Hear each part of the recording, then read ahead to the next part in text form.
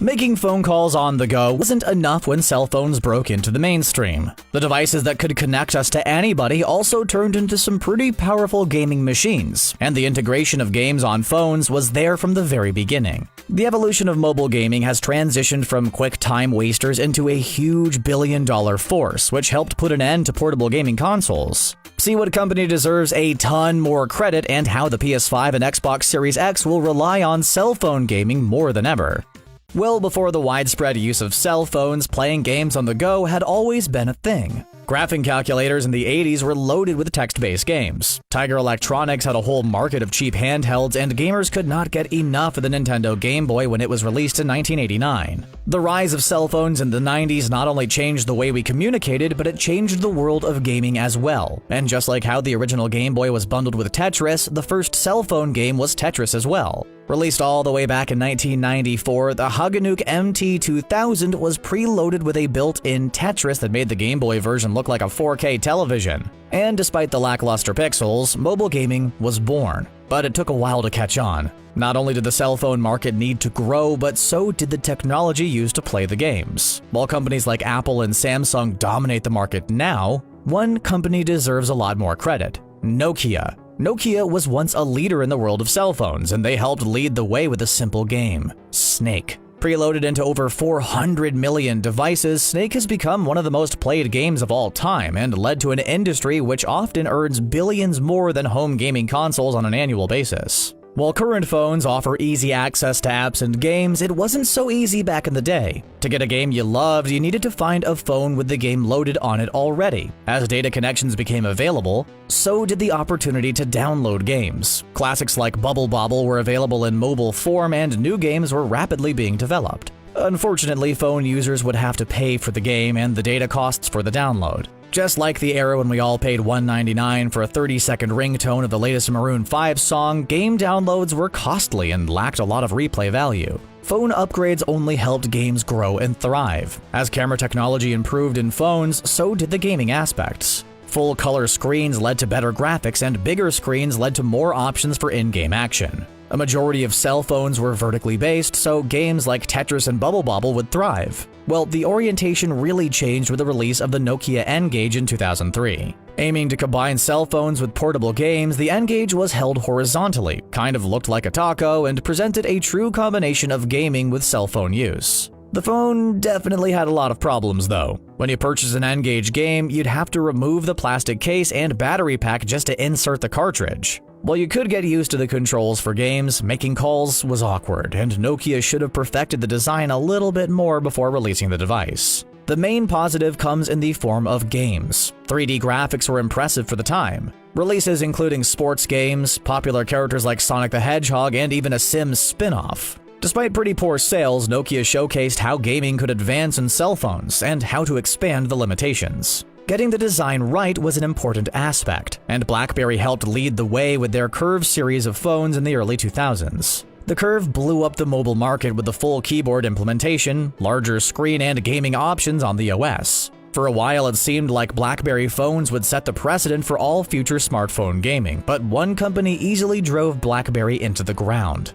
Apple. Apple saw what Nokia was doing with games and decided to up the ante. For years, we saw how Apple put games into their iPods, but this was only the beginning. The 2007 release of the Apple iPhone changed the way cell phone games were downloaded and played in so many ways. Wi-Fi connections allowed for faster download speeds without wasting data. The all-touchscreen Surface included digital on-screen controllers, easy game learning, and interactive features never before seen in games. Players would download games directly from the App Store. Free games were abundant, along with a majority of game purchases for less than $5. A focus on quick action and puzzle games really became the forefront of the mobile gaming world. Games weren't just released, they became cultural sensations. 2009's Angry Birds led the way. The animated puzzle app became a sensation, which led to toys, movies, and licensed spin-offs like Angry Birds Star Wars. We may be sick of Angry Birds now, but the game was all the rage and represented why mobile gaming was so successful.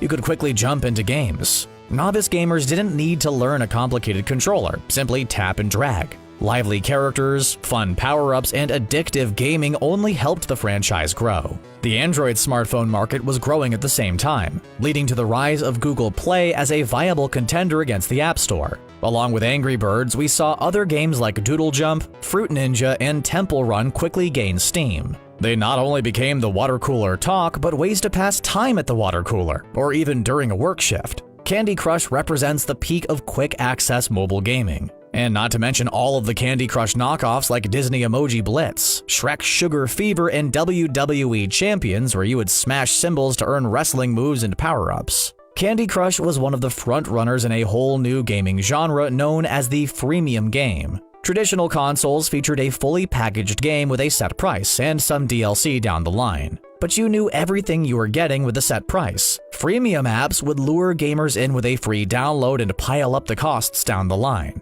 You could pay for extra lives, expand your land in Farmville, purchase new skins, and skip levels all with just a tap of a button. The lower cost of the extras were appealing to users and allowed mobile gaming companies to generate billions in sales worldwide. One of the more successful apps in the realm is The Simpsons Tapped Out. Originally released in 2012, players could build their own version of Springfield. Upgrades and expansions could go quicker with the purchase of donuts, the in-game currency. Still going strong, the game has generated over $200 million in sales for EA Games. A majority of console games don't have the same shelf life as games like Tapped Out. Better data connections, Wi-Fi, and the widespread use of 4G networks led to more multiplayer games on mobile devices. Mobile games like Draw Something and Words with Friends connected people together in whole new ways. Other games like Clash of Clans represented action-styled gaming with 3D graphics. The rise of 3D games on phones also crossed paths with the world of VR gaming. Phones with built-in accelerometers and gyroscopes allowed players to strap on VR headsets, slip their phone in, and enjoy a lot of gimmick games. Google led the way with the budget-friendly Cardboard app and headset.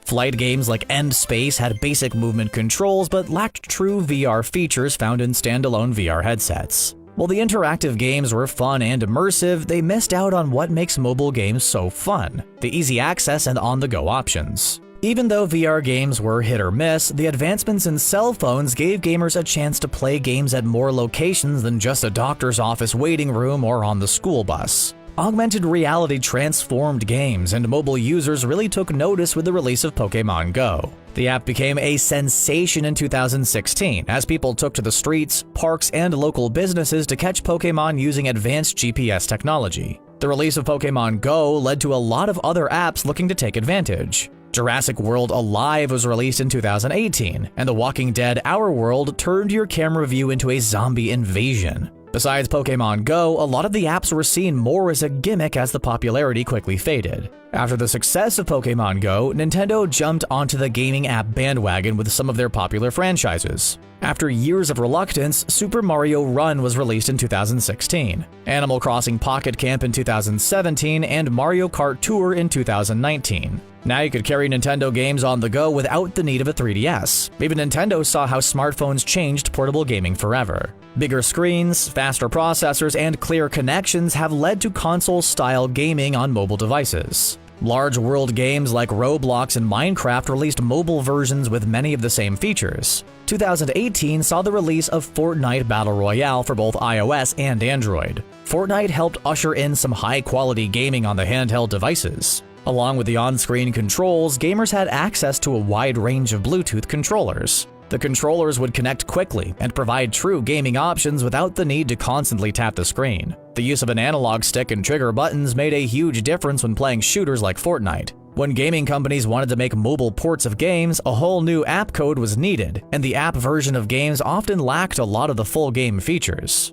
Well, as we head into the future of mobile gaming, the world of console and portable games are blending into one. Why play a third-rate adaptation of Call of Duty when you could play the actual thing? Welcome to Remote Play. Instead of wasting space and pushing phone processors to the limit, cloud-based gaming is new normal in mobile gaming. The PS4 already offers the Remote Play app. When you are connected to the same network, you can use your Android or Apple phone to play your PS4 game library. Currently, the service is limited to the same network, but expansions will offer cloud gaming on the go. Sony also offers PlayStation Now, a cloud-based gaming app which could expand to mobile devices in the future. Microsoft has the same plans in mind. Starting with the Xbox Game Streaming app. Currently only available in a preview mode, gamers can connect directly to their Xbox One, or through their new CloudX streaming platform. As the PS5 and Xbox Series X plan their holiday arrival, expect to see a big shift in the mobile gaming connection. Players' expectations will naturally rise and console games could quickly overtake App Store downloads.